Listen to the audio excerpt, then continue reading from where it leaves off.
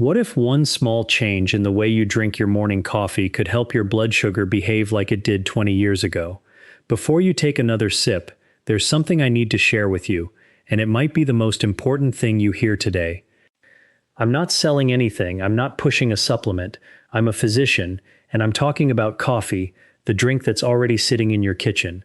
And one detail about it that most of my patients over 60 didn't know until we sat down together in my office. In recent years, I've worked with hundreds of patients living with prediabetes and type 2 diabetes, and a great many of them are over 60, a group I pay very close attention to. What I'm going to tell you today is something that has changed many of their lives, and I'm confident it can change yours too. We are facing a quiet crisis. The International Diabetes Federation reports that more than 540 million adults worldwide are now living with diabetes, and the numbers keep climbing. In the United States, the CDC tells us that almost half of adults over 65 already meet the criteria for prediabetes, and roughly 1 in 4 of them will go on to develop full type 2 diabetes within 5 years. That's a number most people don't realize is that high. And what concerns me most isn't only the people who carry a diagnosis. It's the larger group walking around with fasting glucose that's creeping up, energy that crashes after lunch, thirst that never quite goes away, and no clear plan beyond a prescription and a waiting game. Stay with me until the end of this video, because I'm about to show you a free adjustment that can meaningfully change how your glucose behaves. But first, let me explain something about coffee that almost no one talks about. Picture your pancreas as a small factory that produces insulin, the hormone responsible for opening the doors of your cells so glucose can come inside and get turned into energy. When you eat, glucose enters your bloodstream. The factory ramps up, produces insulin, the glucose gets moved into the cells, and everything runs smoothly. The problem begins when that factory becomes overloaded, day after day, with refined carbohydrates, sweets, and large portions. Over time, the cells become less responsive to insulin. The pancreas has to push harder and harder to get the same job done, and that is the beginning of insulin resistance, the doorway to type 2 diabetes. Now, what does coffee have to do with any of this? Quite a lot, actually. Coffee is a remarkable drink from a biochemical standpoint. It contains hundreds of bioactive compounds, but 2 of them stand out to science: chlorogenic acid and trigonelline.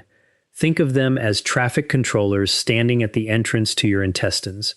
When you drink coffee at the right moment, these compounds slow down how quickly sugar from your food pours into your bloodstream. Instead of a flood, you get a steady, manageable stream that your pancreas can handle without breaking a sweat. A landmark analysis published in Diabetes Care by researchers from the Harvard School of Public Health reviewed data pooled from dozens of long-term studies covering more than 1 million participants. They found that regular coffee consumption is associated with a significant reduction in the risk of developing type 2 diabetes, and the effect was dose-dependent. More cups, within a sensible range, meant a lower risk. People drinking 4 to 6 cups a day showed roughly a 25 to 30% lower risk compared with non-drinkers. Then in 2018, researchers from the Karolinska Institute in Sweden, one of the most respected medical research institutions in the world, combed through 30 prospective studies covering nearly 1.25 million participants and confirmed the finding. Both caffeinated and decaffeinated coffee were linked to about a 30% reduction in the risk of developing type 2 diabetes. But here is the part that almost no one talks about. These benefits depend on how you drink your coffee, when you drink it, and what you mix into it. The wrong cup at the wrong moment can quietly work against you, and that is exactly what I keep seeing in my practice. Let me tell you about Arthur. He was 74, a retired engineer, a man who had taken pride in his coffee routine for more than 5 decades. When he walked into my office, his fasting glucose sat at 141, and his HbA1c, which reflects your average blood sugar over the prior 3 months, was 7.2%, above the target I like to see. He looked at me and said, "Doctor, I do everything right. I drink coffee every day." What we are discussing is the slow What we are discussing is the slow What we are discussing is the slow What we are discussing is the slow What we are discussing is the slow What we are discussing is the slow What we are discussing is the slow At 3 in the afternoon, he would have a second cup with a couple of sweet biscuits, and on most nights, he would sip a third cup an hour before bed because he believed it helped him relax. 3 mistakes, all of them common, all of them fixable, and I'm going to walk you through each one. Mistake number 1, drinking coffee on an empty stomach the moment you wake up. This is the most common mistake I see, and it is the one that does the most harm. When you wake after a full night of fasting, your body already has elevated cortisol, the stress hormone your adrenal glands release to help you get moving. Cortisol is already telling your liver to push glucose into your bloodstream, so you have fuel to start the day. That's a normal survival mechanism. The problem is that caffeine amplifies it. Caffeine further stimulates those adrenal glands, pushes out more adrenaline, and your liver responds by dumping even more glucose into your blood. And you haven't eaten a bite. The result is that before you even touch breakfast, your glucose has already climbed by 20 to 40 milligrams per deciliter. I have seen this confirmed on continuous glucose monitors in patient after patient. A study published in the British Journal of Nutrition reported that drinking black coffee on an empty stomach after a night of sleep can significantly raise morning blood glucose levels. That is real, measurable damage happening before your day even begins. Mistake number 2, putting sugar, artificial sweeteners, or cream into your coffee. What we are discussing is the slow. A single teaspoon of sugar in your cup causes an immediate glucose spike that wipes out the benefit of the chlorogenic acids you just took in. It is like lighting a fire and pouring gasoline on top of it. As for artificial sweeteners, many of my patients switched to them believing they were the perfect compromise.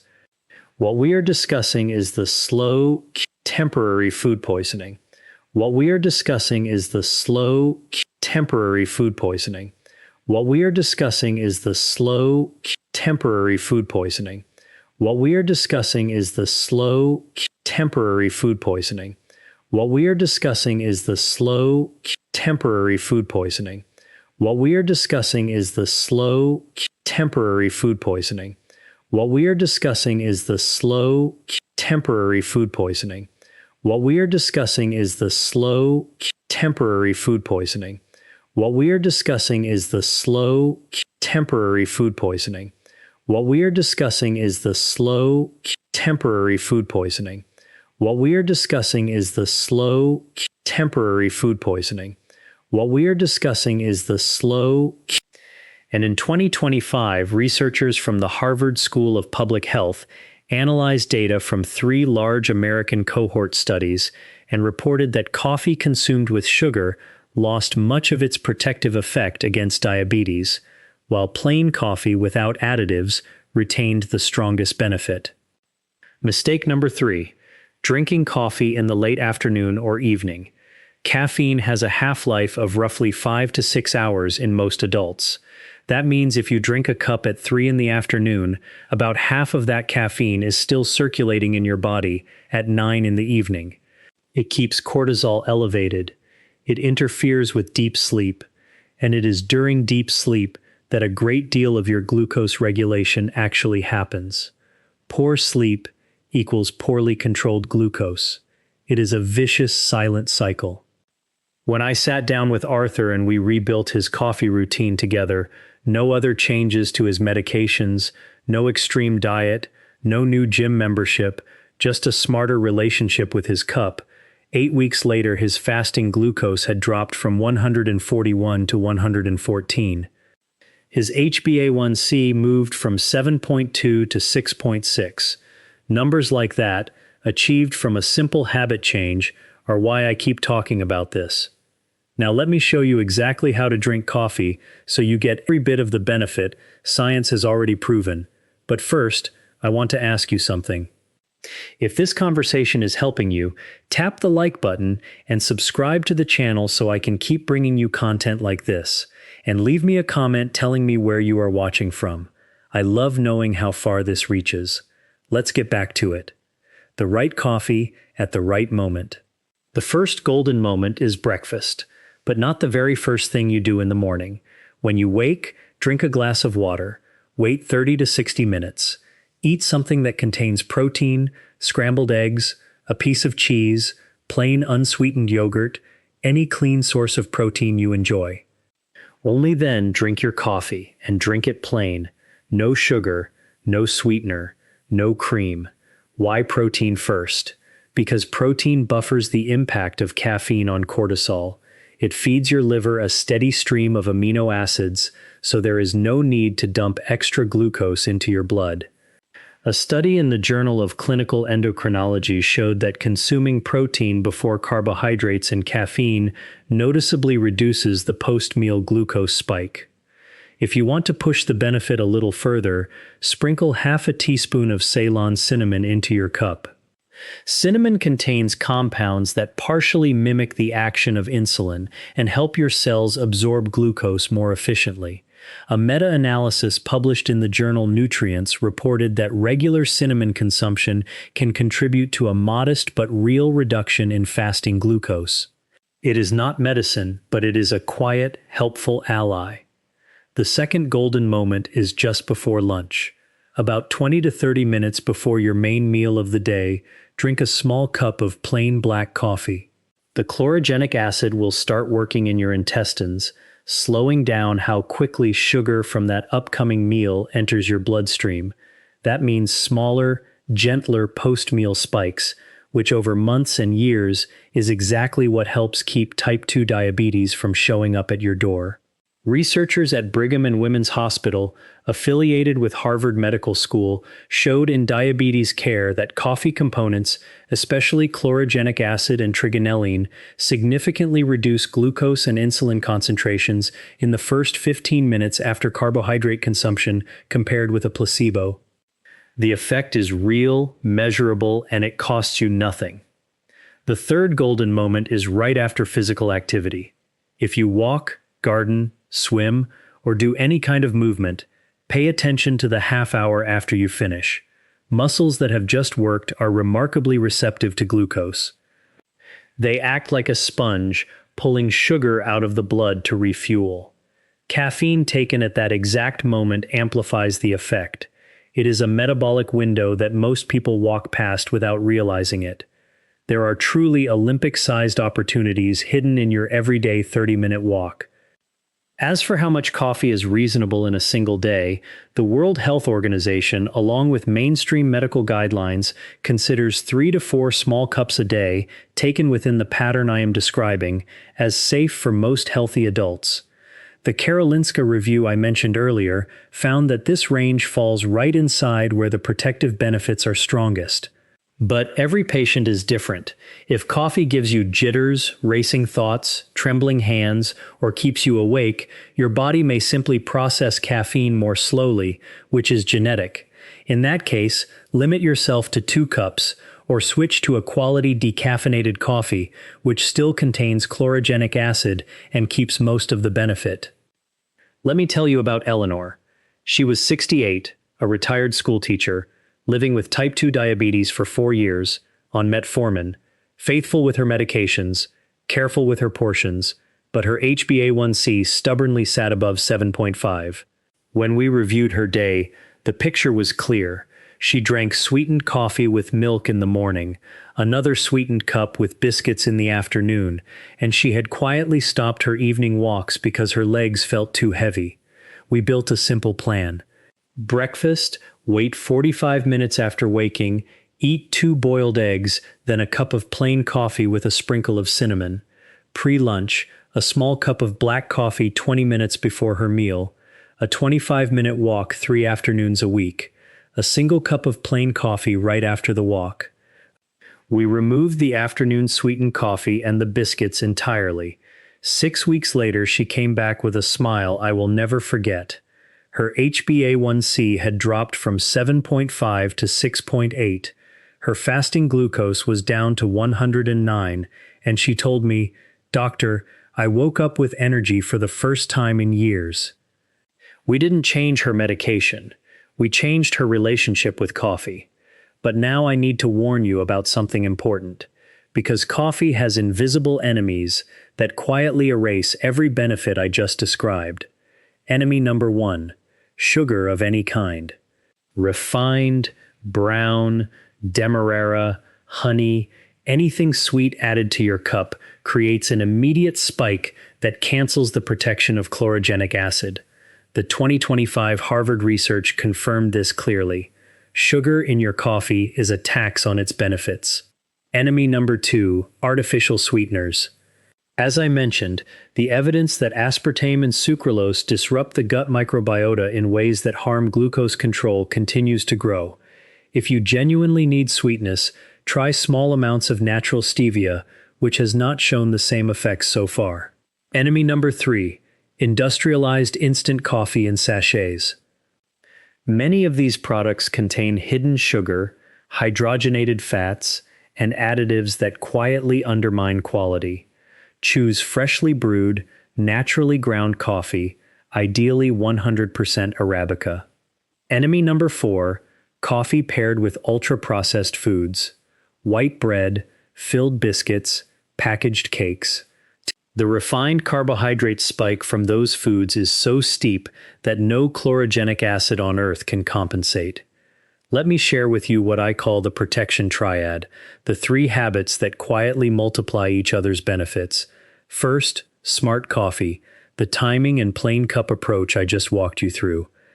Second, consistent movement. You do not need a gym. 30 minutes of brisk walking 3 to 5 times a week is enough to dramatically improve insulin sensitivity. Active muscles pull glucose out of the blood independently of insulin, a finding confirmed by decades of research. Third, adequate protein at each main meal. Protein produces the smallest glucose response of any macronutrient, protects your muscle mass, and after 60, your body actually needs more of it to stay efficient. Eggs, chicken, fish, beans, cheese, plain yogurt include a source of protein at every main meal. When these three habits line up, the compound effect is striking. Coffee improves insulin sensitivity. Exercise increases glucose uptake by your muscles. Protein keeps post-meal spikes gentle and steady. It is a powerful trio that costs almost nothing. But I want to be honest with you about one thing. Everything I have described today is a set of complementary lifestyle strategies built on solid evidence. They can help a great deal, but they do not replace proper medical evaluation. If you already have diabetes and take medication, never change your dosage on your own. Bring this information to your doctor. Discuss it. Build a plan together. Now, let me ask you something. Is there a family member, a parent, a sibling, a close friend who is struggling with high blood sugar or already living with diabetes? Share this video with them today. You might be giving them information that quietly changes the rest of their life. Quality information based on real science is one of the most caring gifts we can offer the people we love. I want to leave you with a thought I have carried with me through years of practice. Your body is not your enemy. It is constantly working to balance, repair, and adapt. When glucose climbs, when fatigue lingers, when your legs feel heavy, those are signals, requests from the body for a small change. Often the request is not for another pill. Sometimes it is as simple as when and how you pour your next cup. Health does not live at the bottom of a prescription bottle. It lives in the small choices you make every single day. In the next video, I am going to walk you through the 5 foods that people living with prediabetes need to remove from their kitchen as soon as possible, because these foods quietly inflame glucose levels, and most people have no idea they are doing it. Make sure notifications are turned on so you do not miss it. It has been a real privilege spending this time with you. Take good care of yourself, and take good care of the people you love.